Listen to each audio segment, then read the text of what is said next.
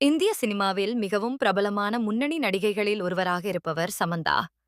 கடந்த சில ஆண்டுகளாக இவர் நடிப்பில் பெரிதும் படங்கள் எதுவும் வரவில்லை என்றாலும் கூட ரசிகர்களால் உச்ச நட்சத்திரமாக பார்க்கப்படுகிறார்.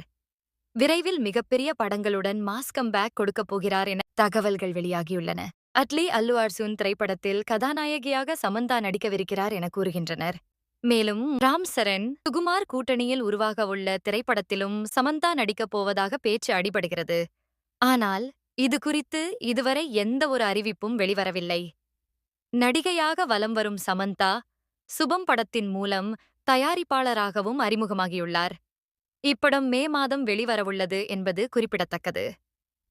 இந்த நிலையில் நடிகை சமந்தா பேட்டி ஒன்றில் கூறிய விஷயம் இணையத்தில் வைரலாகி வருகிறது. இதில், நான் நடித்த முதல் 2 திரைப்படங்களை இப்போது நான் பார்த்தாலும் எனக்கு வெட்கமாக இருக்கிறது. நான் ஏன் இவ்வளவு மோசமாக நடித்திருக்கிறேன் என யோசிக்கிறேன் என்று கூறியுள்ளார். இதற்கு சமந்தா ரசிகர்கள் பாஸ்ட் நடந்த நிகழ்வை விட்டுவிட்டு இனிமேல் நடக்கப் போவதை கவனியுங்கள் என்று கருத்து கூறி வருகின்றனர். சமந்தா ரசிகர்களின் கருத்து அவரை மேலும் ஊக்கமடைய செய்துள்ளது.